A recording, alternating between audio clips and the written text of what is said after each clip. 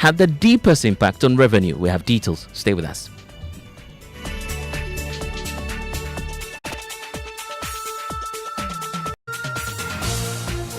And much later as well, it is it the case of ghosting or gifting? Whichever side the Valentine's Day conversation you are on, definitely the day of love promises to spark some intriguing stories and emotions. So why are you ghosting? So you're going to ghost and come back on the 15th, 16th, 17th, and then we're going to pick this back up.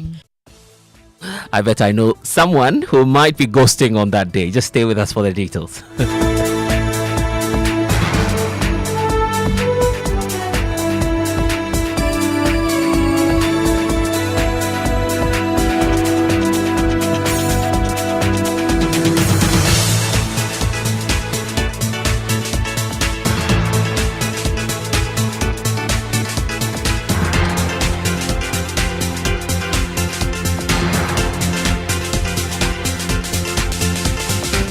And wherever you are, thanks for joining us tonight. I'm Blessed Sugai, and we start off with some politics because the opposition New Patriotic Party is tonight pushing back against the special prosecutor's declaration of the former finance minister Ken Ofori-Atta as a fugitive and also a wanted person. While addressing a news conference earlier, the New Patriotic Party's national organizer Nana Henry Boachi described the OSP's declaration as unreasonable, stating that the office of the special prosecutor was well aware of Ofori-Atta's medical trip to the United States in January and had been informed by his doctors that he would return to Ghana in March.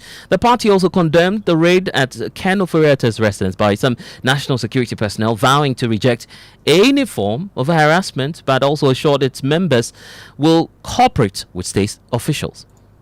Mr. Ofori-Atta was already out of the country well before OSPs contacted him. He traveled on the 2nd of January. And your letter to him came in on the 24th of January.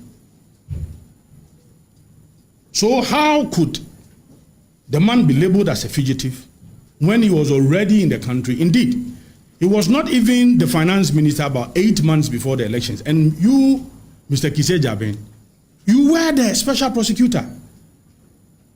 And he was in the country throughout. For 8 months to the election, you could not invite the person. The person steps out of the country for medical attention. And it is not as if you wrote to the person before he traveled. Your letter came 2 weeks after he had traveled. And yet, you unreasonably label this person as a fugitive. Very, very, very unreasonable. Mr. Ofori-Atta can never be a fugitive. He is not a fugitive. And he will never be a fugitive. The OSP got it wrong. He got it wrong. Once Mr. Ofori-Atta's doctors declare him fit and healthy, the length of your correspondence is just 2 weeks. And you can't wait.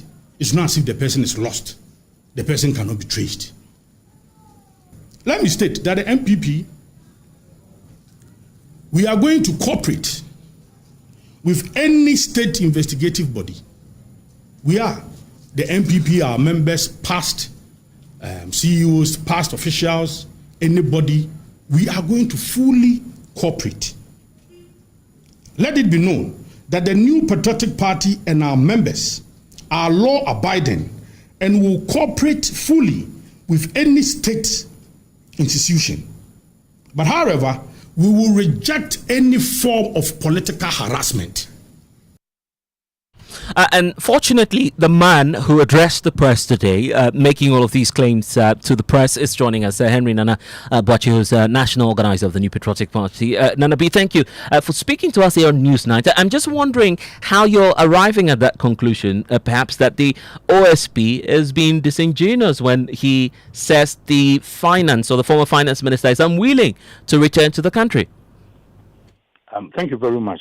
First of all, if you follow the matter very well, you notice that Mr. Ofori-Atta left the country on the 2nd of January. He had already sought permission from the Chief of Staff. He did so, and then again, after the new Chief of Staff came in, Mr. Julius Debra, he again wrote to him. The letter from the OSP came to the knowledge of Mr. Ken Ofori-Atta on the 24th. His lawyers responded. And then you also wrote back. There was a correspondence from the health facility he's seeking medical attention. And they indicated in that correspondence that he is undergoing some series of medical tests, right? And for that matter, somewhere in March, they will be able to determine when he can return back to Ghana. So why the haste? Indeed, if you consider the time the OSP wrote to Mr. Ofori-Atta, 24th, and as we speak, today is 13th. So we are talking about some 2 weeks.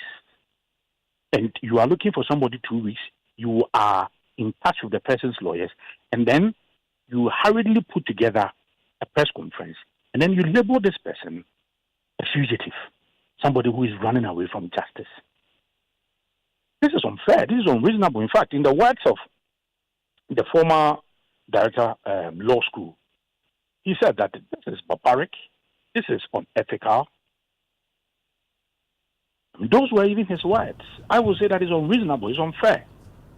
And you don't create, you see, it is a national embarrassment. Look, it is out there that the former finance minister is running away and we are chasing him. That is not the picture. Look, even at the same press conference, he said, because Mr. Ofori-Atta had earlier written to him, saying that some men in uniform came to his house, breathed his house,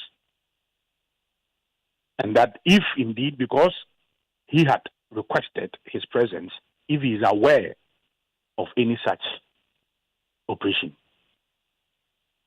During his press conference, he said that the intelligence he gathered is that it was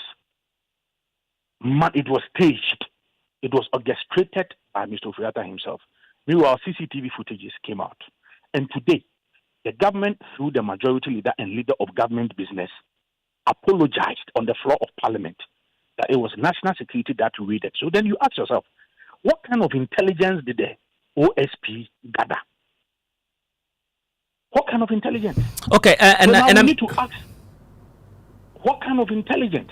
I see. Well, he's the Office of the Special Prosecutor, the leader as well, and also leading that investigative bureau. So he says, based on intelligence, he's unable to tell us clearly what his next move is or where his source of his intelligence is coming from. But at least what we know is you, Nana Boakye, and also Mr. Ken Ofori-Atta, who I understand is a close associate of yours because you belong to the same party. In fact, you're a leading member of the New Patriotic Party. Are you in a position to tell us when exactly Ken Ofori-Atta would return to this country? From the correspondence from the health facility, by March, they would have finished with all the medical processing, and then they will be able to give us a date in March. So I think this is fair. You know, right now. And look, don't forget that last year, August, the SP himself also told us that when he was going through the investigation regarding the Airbus issue, he had to travel to UK to meet President Mohammed's brother to interrogate him. So if the physical presence of Mr. Ofori-Atta is present to the kind of investigation you are conducting, then you can also travel to the United States of America. Look, he's given the health facility. It was signed by a doctor. The address is there. The email address is there. So if indeed, in the same spirit as you travel to the United Kingdom, in that same spirit, you can also go to the United States of America to visit him and speak to him if you need him that much, if you physically you require his presence. Yeah, but you are a lawyer. There's the issue about, jurisdiction. Oh, but are you also saying that when he told us that he traveled to UK, the issues of jurisdiction never came up? No, but he still went there to interrogate him. In the same way, he can go there. In fact, we even have an active mission in the US, active. We can even, through the Foreign Affairs Minister, write to the mission to verify whether indeed there's any such hospital, there's that, the doctor is there, the contact, indeed, whether they have a patient or Ken Ofori-Atta at that hospital. You can do so. So, from 24th of January 2025 to yesterday, 12 February 2025, what is the haste? What is the right? I see. Well, the haste might be coming from this because the lawyers of Ken Ofori-Atta have also reached into the OSP, which is now public. You are telling us emphatically that the former finance minister might return in March. In fact, you are specific about the timeline. But you take a look at the letter the lawyers wrote, and I'm just quoting portions, and they talk about the treatment he has to go through. Quote, after that, he will have a better idea of when he's able to proceed to come to Ghana. So there's no clear indication as to whether or not Ken Ofori-Atta will indeed return in March. That's what the lawyers are telling us. He is undergoing medical attention. Because you know sometimes how these things work. You'll be given a certain appointment date, you undergo maybe this procedure, you undergo this medical test. Nanabi, you just told us you just told us Ken Ofori-Atta was going to come back in March. Yes, because that is what was stated. But the lawyers are telling us after March he will then decide what will happen. What I'm trying to say is that a date we can find in March, because I'm told that all of these tests can run up into March. Right. So in March we will know the date will come. But again, you know the person. You are in correspondence with the person. His lawyers are in touch with you. But if you require, if there's there's that urgency in the person coming personally, you can travel there, just like to travel to UK. So if in that fashion you quickly put together a press conference, and don't even forget that even at that same press conference, he mentioned Dr. Sheikh Mustafa Hamid, that he's also under investigation. Meanwhile, at the time you mentioned that, he had not even received any invitation. Okay, a bit more. He had not even received any alert. Right, a bit more. I think that the SP should not be too sensational. He should not be too dramatic about this work. Look, for the MPP, we will fully cooperate with any investigative body. But what we will resist and we will reject is political harassment. Okay, well, but let's close the chapter on this, because you've been raising other issues, and so I want to close the chapter on Ken Ofori-Atta very briefly. Then we talk about John Mahama, who we have issues with. The point about precedents. This was the same by far most influential minister under President Akufo-Addo. At some point, when his second nomination was done in the second term of the Akufo-Addo administration, he was unwell. Same doctors told us that he had complications, yet Mr. Ofori-Atta himself had to come down to Ghana to undergo his vetting, which was way more than 7 hours. In fact, it took 2 days for his vetting to be carried out, even at the time when he was having clear complications. What is it that is preventing Ken Ofori-Atta to come at least briefly, just for a day, some few hours, to undergo interrogation by the OSP? You see, let's also appreciate this. The impression should not be created as though the invitation from the OSP came before he traveled. No. He traveled on the 2nd. And more than 20 days after, that was when this invitation from the OSP came. If you recall at that time, even the original date for his vetting, he pleaded with Parliament that they should postpone it because of the medical examination he was undergoing at that time. It's a similar issue here. And then at the point when the doctors cleared him, he came down for the vetting. So what stopped the OSP from waiting a little while? Because you just sent them even the invitation on the 24th, and today, as we speak, is 13th. Less than 3 weeks. At least, let's wait. The doctor says that in March, they will be able to tell when he will come to Ghana. But if you require the person's physical appearance, you can go to US and go and interrogate him there. We know that you're equally now turning the guns on President John Mahama for dropping some cases of corruption and the prosecution that was taken up by the former Attorney General. It's all now dropped. The former Attorney General has spoken about that. While you tackle that for us as to why you have challenges with that, we'll briefly look at this as well, because there's some concerns emerging within the NPP. Some who say that Mr. Ofori-Atta should carry his own cross. Your response to that, whilst you deal with the John Mahama situation for us? Who said that? So, I'm not sure anybody has said that Ken Ofori-Atta should carry his own cross. No. Ken Ofori-Atta should carry his own cross. No. Ken Ofori-Atta should carry his own cross. No. So I'm not sure anybody has said that John Mahama should carry his own cross. No. So I'm not sure anybody has said that Ken Ofori-Atta should carry his own cross. No. No, not at all. But you don't want him to carry his own cross. This is a case of criminality. Criminality is an individualistic matter. You agree? But I've also said, no. You see, when you say carry your own cross, it's as if the party is not concerned about it. That is why you are saying that yes, you avail yourself for any investigative body, you support it. We are law abiding. But then any form of political harassment, no, we will not accept it. So if anybody says carry your own cross, it's as if, look, you are alone in this, nobody's going to show you any support. No, that is not it. But we will encourage everybody, we will support everybody to face any investigative body. That is okay with us. But any form of political harassment, no, we will resist it, we will reject it. You see? Okay, so let's deal with John Mahama now. You have issues with him, yes. There's a worrying trend, and I think all of us should be concerned. Now, this spree of the AG entering into nolle prosequi.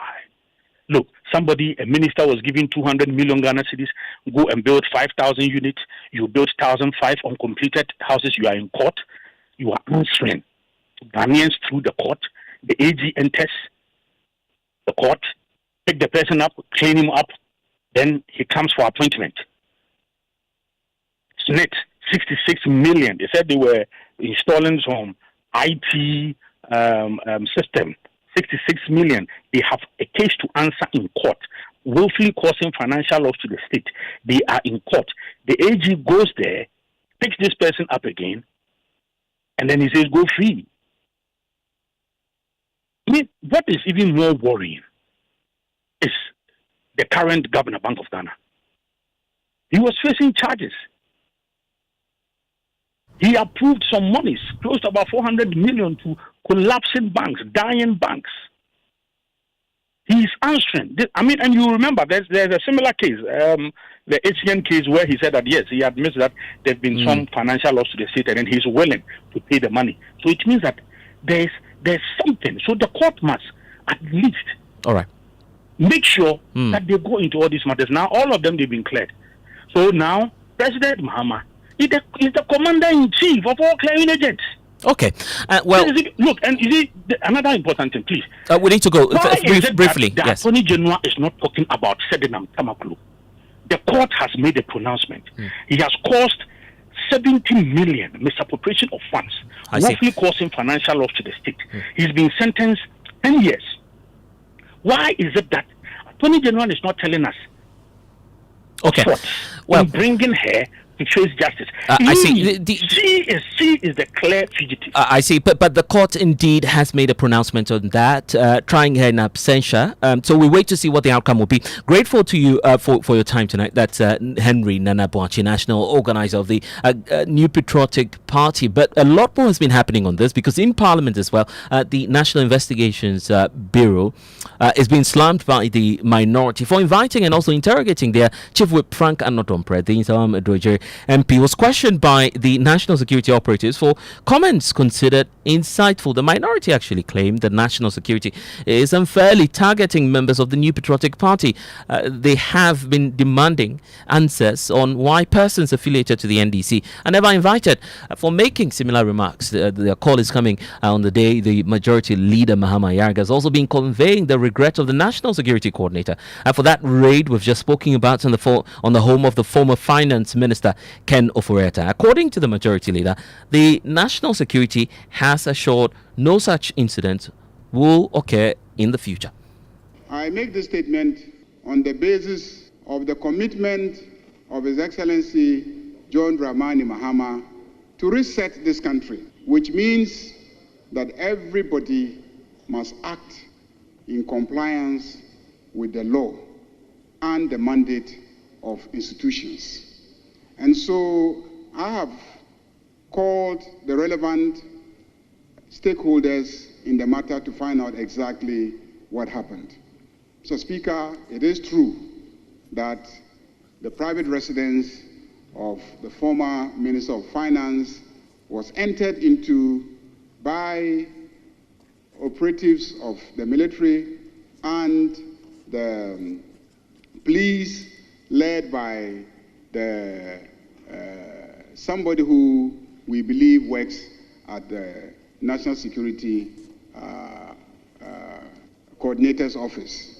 Mr. Speaker, his name is Mr. Jakwa.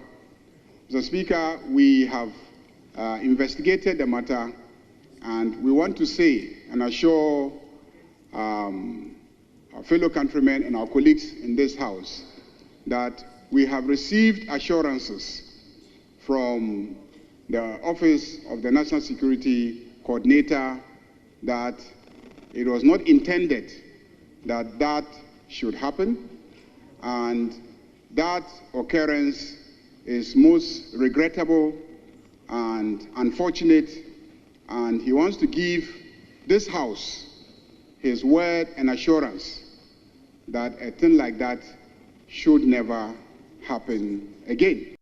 Well, confirmed. Majority Leader there apologizing, but Parliamentary Affairs Correspondent Kweku Asante has details for us, because there's a lot happening around this developing story in the House. Kweku, I'm just interested in the part where the minority claims that the NPP MPs are being unfairly targeted in spite of this apology. Tell us why. Well, yes, according to the Deputy Minority Leader, Patricia Page, who addressed the news conference yesterday, there are certain commentaries, certain elements within the governing NDC have made which has not attracted the invitation of the National Investigation Bureau. They are wondering why, for such what they call innocuous comment by Frank Anodombre, he will be questioned. This is the first time the minority is actually officially admitting that Frank Anodombre has been interrogated by the NIB. You will recall that we broke that story on Monday, and they say it sends some partisanship on the part of the National Security Architecture. Bias and selective justice being exhibited by state security agencies in the administration of their duties. The National Intelligence Bureau, the NIB, on Monday, 10th February 2025, wasted no time in summoning the Minority Chief Whip, Honorable Frank Anodombre, for questioning over comments he made concerning the disputed Ablekuma North Parliamentary elections results. His words, urging MPP supporters to protect their own, were swiftly deemed insightful and required interrogation at the highest level of the security apparatus. Yet, when Mustafa Bande, the Deputy General Secretary of the NDC and Deputy Director of Operations in the Presidency, openly declared on live television on Friday, 7th February 2025, that the NDC would sacrifice the minority leader, Honorable Alexander Afenyo-Markin, the NIB found no cause for alarm and did not summon him. If the NIB is truly committed to upholding law and order, it must explain why the minority chief whip was swiftly summoned for interrogation over his comments, while the Deputy Director of Operations at the Presidency, who openly threatened the minority leader's life, was allowed to walk free. Okay, Kweku, the point about investigations, because that's where the minority feel the answer lies. Well, yes, they are also demanding that there have been pockets of incidents that really they believe must be investigated, aside an alleged attack by some national security operatives on the former Minister for Defense, Dominic Mitiwo. They also talk about a raid on the house of the former Finance Minister, which we just heard Mahama apologize for. They say all these matters are feeding into a certain pattern that the national security architecture is perhaps being abused, for which reason there must be transparent investigation. On the morning of Tuesday, February 11th, 2025, armed military personnel, police officers, and plainclothes security operatives, without any warrant or justification, stormed the private residence of former Finance Minister Mr. Ken Ofori-Atta in what can only be described as a state-sanctioned act of lawlessness. Similarly, On Monday, 3rd February 2025, the residence of Lord Comey, former Director of Operations at the Jubilee House, was raided with his vehicle unlawfully seized. Former Minister of Defense, Honorable Dominic Nitiwo, was also targeted as security operatives chased him down and forcibly took possession of his vehicle while it was at a workshop. We will not remain silent while political persecution takes root in Ghana. Quick, let's wrap up on this subject because the minority leader also has been, reacting to the concessions by the majority leader on the fact that the residence of Ken Ofori-Atta has been raided unfairly, and also some continuous attacks on their members. Well, yes, according to Alexander Fenyamakin, he has been in contact with the former finance minister. He says he is distressed by the tag that has been put on him by the OSP as a fugitive. But notwithstanding all that, he is still in the U.S. for medical attention. He has assured that as soon as the medical treatment is completed, somewhere in March, Ken Ofori-Atta will come down to Ghana and open himself up to any investigative body that may be looking into his conduct as finance minister. If there is anything against any past government official, due process must be followed. And I'm sure all of us will have peace. My respected colleague, extend to His Excellency the President of the Republic the assurances of the minority that with this, we will also accord him every courtesy due him as President of the Republic. We would cooperate and oppose when we have to oppose. I want to conclude, Mr. Speaker, by saying that Mr. Ken Ofori-Atta, as at this morning, I had an extensive engagement with him. He's traumatized by the labeling of this adjective described to his person, but he still knows that his God is with him. He's undergoing some medical procedure. In fact, I had an early morning engagement with the Chief of Staff who confirmed that indeed Mr. Ken Ofori-Atta wrote to him and he's in receipt of the letter. He was very sincere in telling me that. So within reasonable time, I'm sure he would come. I will also engage the Office of the Special Prosecutor, engage constructively, assure him and his office that if there was any miscommunication, I, as a leader of my side, is assuring him that the man will make himself available. He left the country with permission. He would come, and if there is anything that has to be investigated, he will make himself available.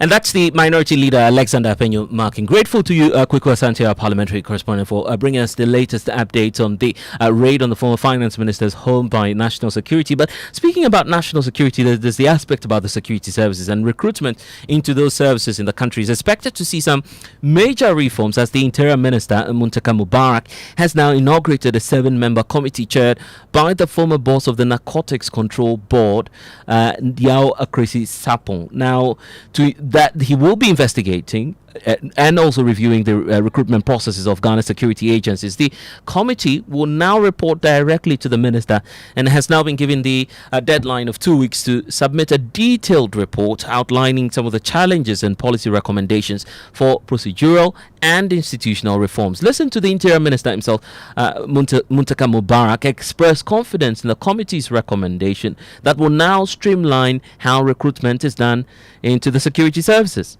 Are we going to find a neat way of marrying merit, party, and the general public? Should we stick strictly to merit and the general public, and then playing ostriches that political parties do not matter? What do we do? That's why in certain abuse committee, you see that I came in with experts. I mean, if you look at all the persons, I try as much as possible to take away the possibility of excessive partisanship in it. So that they will help you, having been part of the processes over the years, to tell you that these are the things that we need to do. And then we currently have people in training. You are hearing all manner of things. Can you check those who are in training?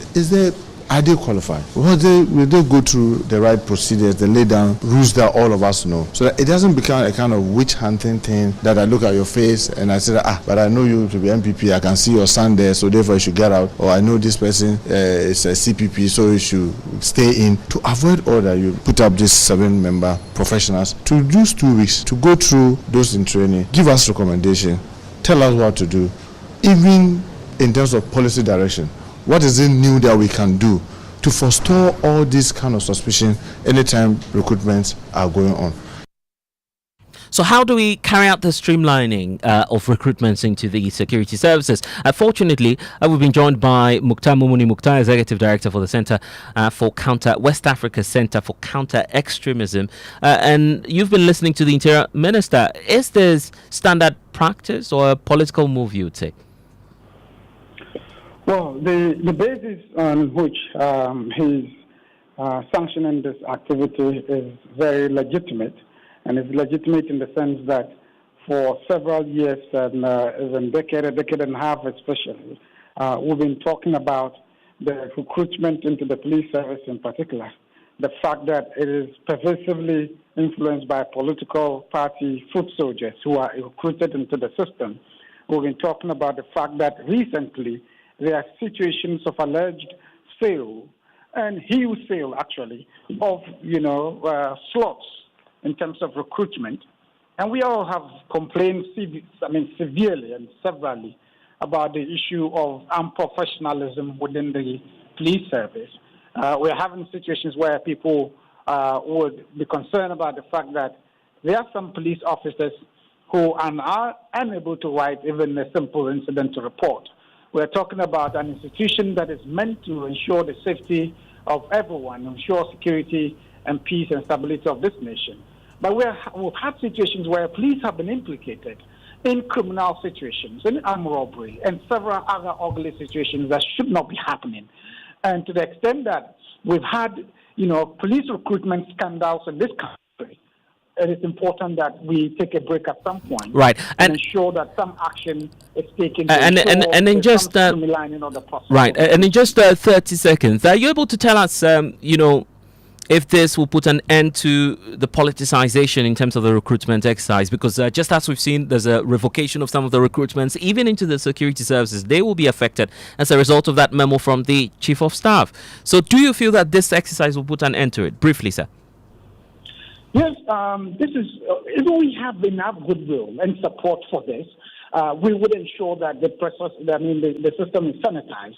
If people who have been found to be unqualified in the system, they should be removed. It does not mean that, if people are already in the system long enough in terms of experience and were unqualified, they should be removed and thrown away. They should have a way of retooling this individual to ensure that they participate positively in the security space, to ensure that we do not undermine our security because of such an exercise. Grateful. That's the Executive Director for the West Africa Center for Counter Extremism, Mukhtar Mumuni Mukhtar, speaking to us there. George, I'm not sure you are part of the new recruits. You are obviously part of the gurus in the system, isn't it? So you're not affected by the directive. Well, I work at Joy FM Multimedia, and you're so lucky. There hasn't been any new equipment, Joy, after December 7th. I see. Is safe. You're obviously not President John Mahama right now, so let me allow you to do the business news.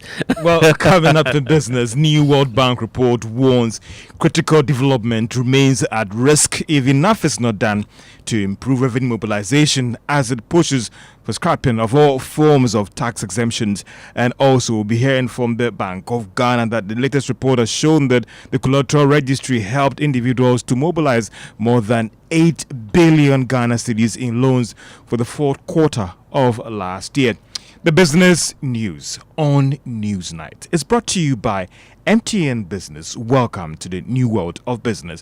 Kingdom Books and Stationery, your number one stop shop for all your office essentials, Sinter's Tanks and Pepsodent Herbal and Charcoal. The other day, I visited Kweku at his spunky new office to congratulate him on opening his business. And man, was I impressed. The business is just moving quick. The sales, customers, everything is just working seamlessly. The secret?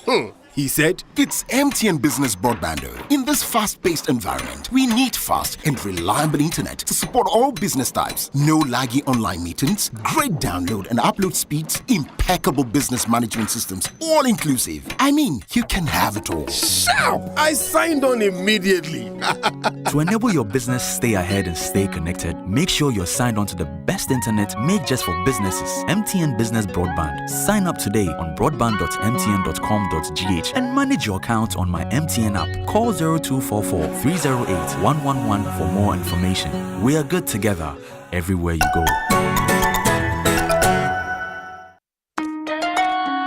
Son, we are so proud of you for setting up this hospital. I really love those hospital beds and waiting chairs. By the way, did you import them? No, Dad, I didn't. I actually got them from Kindle Books and Stationery right here in Ghana. Wow. We also bought our office supplies, safes, executive desks and chairs from Kingdom, and they gave us expert advice on how to set up our office. Guys, that makes 3 of us. I also got our sofa and bedroom sets, plus our dining hall furniture for our new home from Kingdom. Wow, Mom, that makes 4 of us. I usually get my stationery items from Kingdom, and my teacher also mentioned that our classroom furniture was provided by Kingdom. So there you have it. Whenever you're thinking about setting up an office or acquiring furniture for your home, etc., Kingdom Books and Stationery should be your first point of call. With over 40 years experience in the industry, we stock and supply a wide variety of globally sourced office and home furniture, stationery and equipment. Visit our head office, Osu Akwaje, or our office near the Osu Stadium. We're also in Tema Community 1, opposite Olam SHF, Kumasi KNUST campus, UCC Cape Coast, and now at the Marina Mall, Airport City. Or call us 0302 764101, 764209, or 762792. Visit our website www.kingdomgh.com.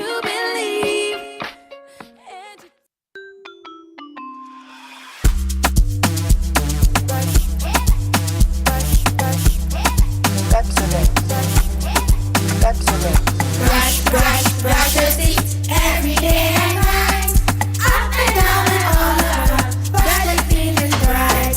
Brush your teeth. Brush with mom and dad. Underneath and in between, brush the germs away. Pepsodent, cavity protection. For 10 times stronger. This advert is FDA approved. Hey, do you know him, sir? And you stay soft concentrate fabric softener. I was such a move. You're sending this say, but you hear my tina watch. New units now watch. No, be a baby, someone some demon in us say. Do you know him say?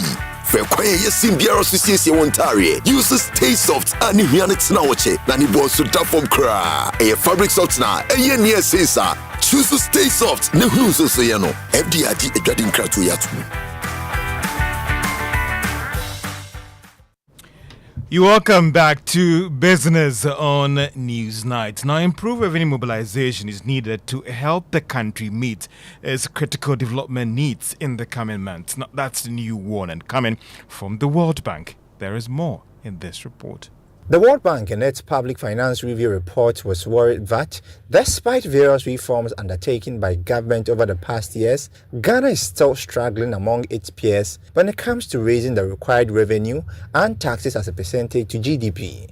The report revealed that Ghana's domestic revenue mobilization has declined in recent years and remains below its peers. For instance, collected revenue as a share of GDP declined from 15% in 2017 to 13% in 2021. The World Bank also raised concerns about other tax contributions to revenue had declined as a result of tax exemptions. It also believed that the way taxes are collected in the country needs to be reviewed, especially when it comes to the associated cost and its impact on the overall revenue mobilization.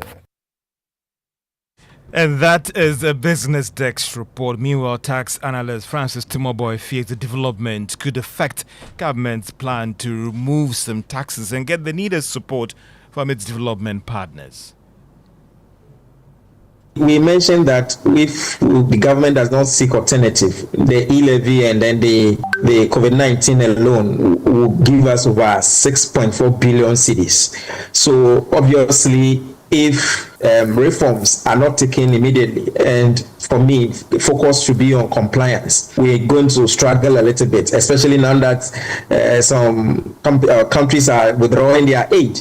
But I'm happy that the current minister indicated that he is not interested in introducing new taxes. He is more focused on bringing on board the compliance measures. Let's enforce the existing taxes. And the exemptions, I agree perfectly. And I'm happy that the minister said that they are going to review the exemptions.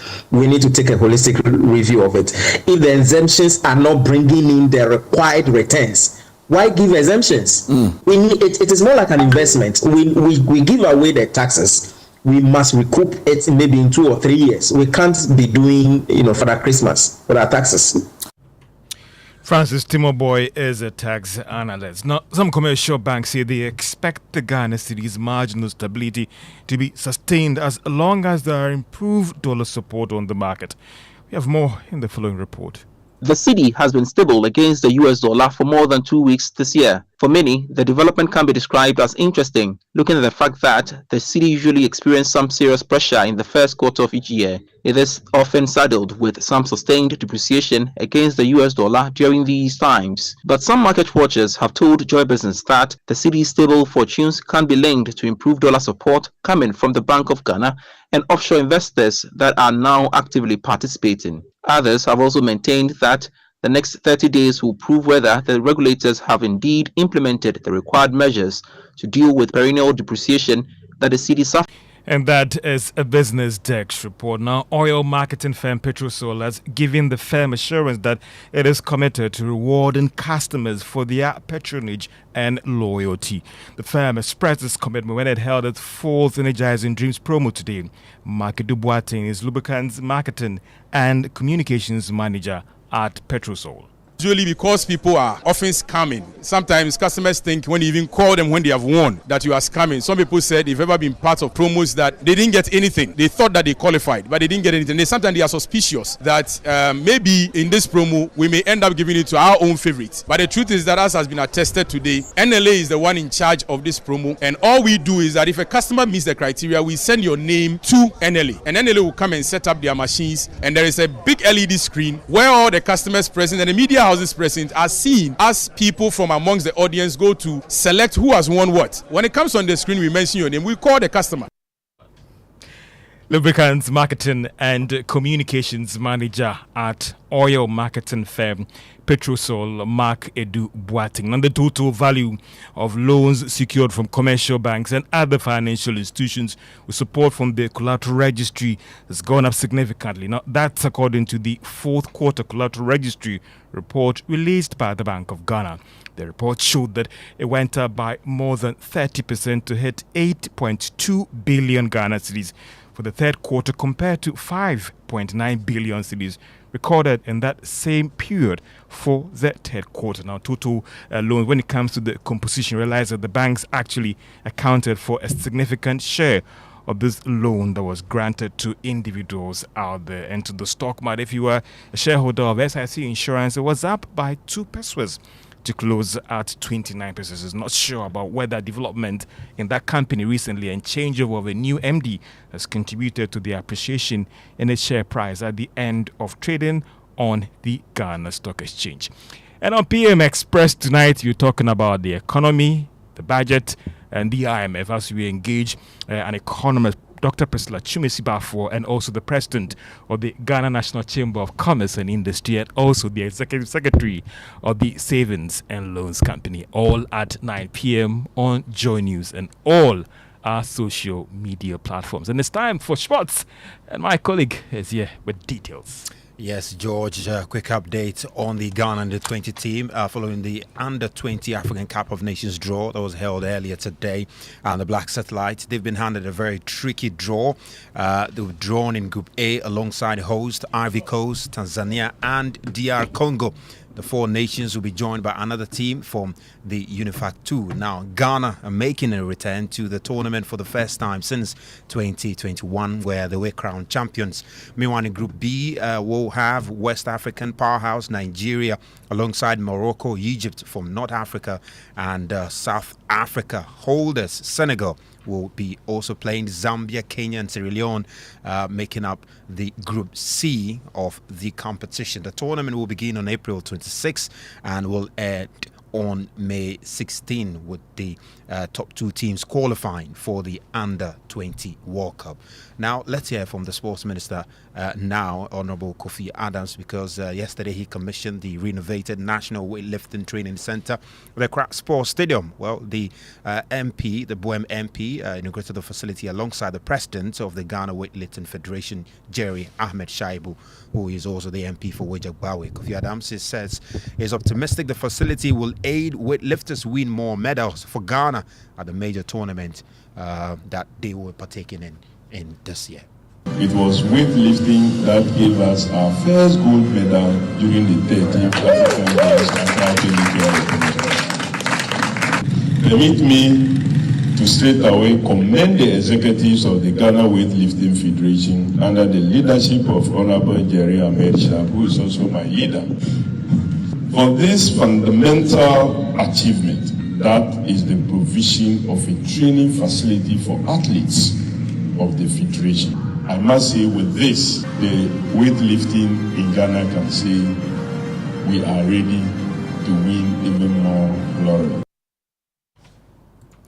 Yeah, so that's Honorable Kofi Adams, the Minister for Sports and Recreation there. Just finally, Arsenal have officially confirmed that forward Kai Havertz will miss the rest of the season after sustaining a hamstring injury during the team's Dubai training camp. The Premier League club say the 25-year-old will require surgery and is expected to continue his rehabilitation into pre-season for the 2025-26 campaign. Havertz's absence will leave the North Londoners without a recognized striker for the remainder of this season. Well, yeah, listen. The Ghanaians will hate me for this, but it makes no difference, does it? It's significant. It's significant as far as the title race is concerned. You know what? Just get out of the studios now before the Ghanaians descend on you. But grateful to you, Musbah, for giving us the latest in the world of sports. Back to the issues of recruitment, because the National Service Authority has directed the withholding of monthly allowances for more suspected ghost names as investigations into the payroll fraud deepens. Acting Director General of the NSA, Felix James, says beyond the 81,000 initially identified names, there is growing evidence of additional non-existent beneficiaries. The authority is determined to uncover the full extent of the scandal and also ensure legitimate personnel are the only ones who receive payments. We'll hear from him shortly. First, though, lead of our data research desk, Isaac Ofori-Atta, is joining me in studio with details of this developing story and what we're learning of in terms of the payroll audit. Isaac, I want us to start off with the basics, right? What's the financial impact of these ghost names on the National Service payroll? So first, Blazer, let's start with the wage bill for the national service on the government side. So that 180,000 national service personnel, the total budget needed to pay their salaries from January to February in 2024 was 1.54 billion Ghana cedis. Now we are understanding that there are 81,000 suspected, ghost names in that list. Now, if you do the math alone for the ghost names, in 2024, if they were paid, that would have cost the state some 3 million Ghana cedis. And in fact, if you also bring it down and to do the same math for that same ghost names, the first one was for the 81,855. But if you just do for the 81,000, then we are looking at some 695 million Ghana cedis. On average, per our checks and the computations, we understand that ghost names cost the country, in terms of the national service, some 500 million Ghana cedis every year. That's a significant amount, and that could do a lot for us if you look at the annual budgetary allocations for some key sectors, like works and housing, for instance, ranging around the average of 600 million. So, put that figure in a broad perspective for us. I mean, the problem is that the country's wage bill is rising. And if you read the World Bank report, the biggest problem that they have is with the wage bill. And this is one of the key components of the wage bill. Now, if you just compare this to, other components like the teacher trainee allowances and nursing trainee allowances, all of these are having a big strain on the country's wage bill. But in terms of the context, this is actually bigger than some of the ministries and agencies, their budgets. I see. Isaac Ofori-Atta, data analyst here at Joy News. And in fact, being concerned about the matter as well, I've been taking this up to the Director General of the Ghana National Service Authority, Felix James, who equally tells me he's concerned about the situation. In fact, he's ordered the withholding of some payments of all flagged individuals suspected of being part of this payroll fraud. He explains why. President Mahama is leading with a different style, and then it follows from the head. Right. Now everybody has to come in line. I would not blink an eye to give somebody up at a national service if I know you are involved in something like that. So for a start, you dare not put a ghost in this list that we have there. I mean, although we have presented this, today I'm still withholding some payments of certain people. So this number, even with the 91,000 we're talking about. yes, 98,000. Yes, I'm still going to hold on with some payments tomorrow. Of course, everybody will be paid, and then in the subsequent days, other people will be paid. But we're still going to hold on certain payments to check and then make sure that. So you're these still people not are sure there. that even out of this 98,000, everyone is majority of the people are going to be paid. Right. And if you are there should be no doubt at all. For example, there are they many? issues. Are they Oh no! They are not a lot. Do we know the there are numbers? conflicts. There are people in conflict areas that I have to check, make sure that they actually they haven't fled. You know what? And then all the safeguards were there. Just the people did not allow the safeguards to work. Right. If they had allowed the safeguards to work, we wouldn't have been here.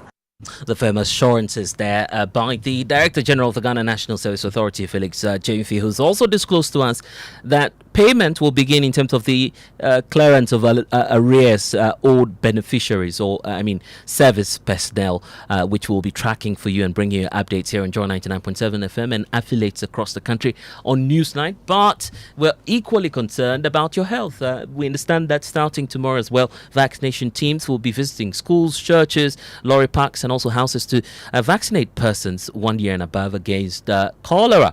This is one measure the Ghana Health Service believes would help reduce or totally curb the rapid spread of the disease in the country.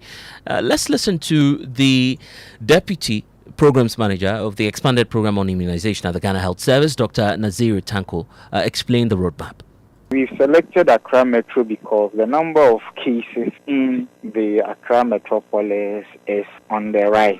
And so we needed to do something extra to bring it under control. So one, to break the transmission. And when it is broken, the deaths that are associated with the disease will come down. The hospitalization of cases will come down. That is why we are still emphasizing that even if it is just one life lost, or if it is just one case, in Ghana, one case of cholera is an outbreak for us. And so we need to do or urgently act before it spreads across the entire country.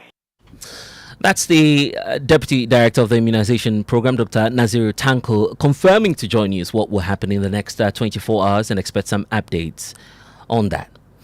Well, today's World Radio Day. Many of you are able to hear us by the power of radio, the technology itself, and the world has been celebrating the voices that inform and also connect us. But for the 87-year-old Christian Bluku, who is visually impaired, radio is more than just a device.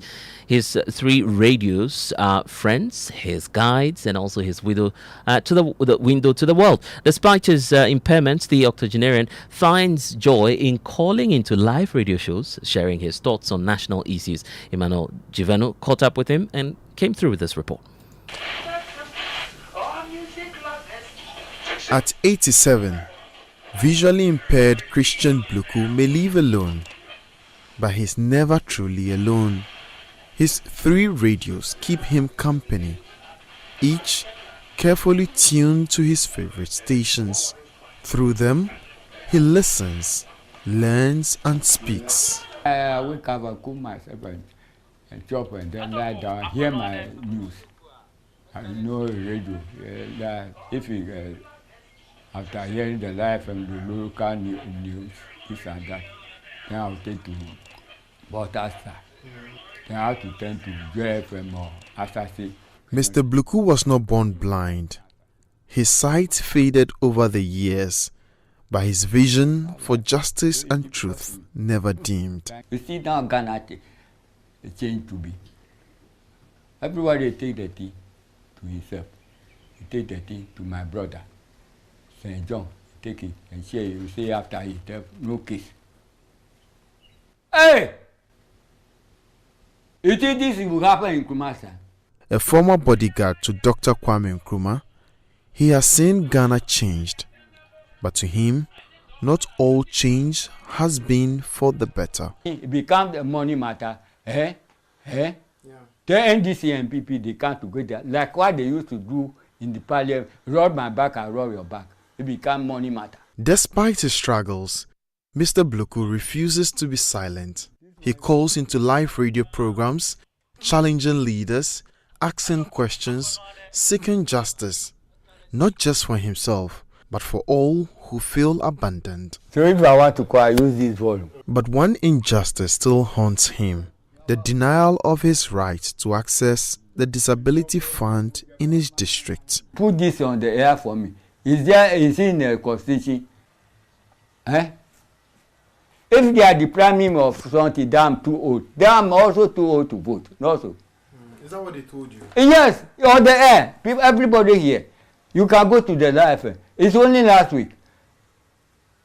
And they collected my picture. You know, I'm not qualified. And then you told me I should take my picture. I will go, brandman will go and take, you say full scalp. You know full scalp picture. Denied by the authorities, he turned once more to his powerful tool, radio. His radios give him voice. And as long as he has a voice, he will never be silent. Imano Jivenu, Joy News, Adidome.